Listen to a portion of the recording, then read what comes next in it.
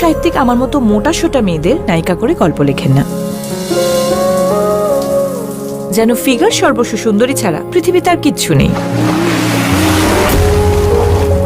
আপনার মোটাত্ব নিয়ে একটা অবসেশন মতো আছে, তাই না? আপনি কিন্তু অতটাও মোটা নন, আর দেখতেও তো বেশ ভালো। এই কি চান বলুন তো?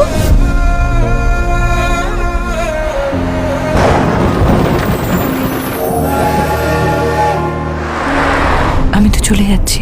কি করবেন আপনি? কি করবেন আপনি? কি করবেন?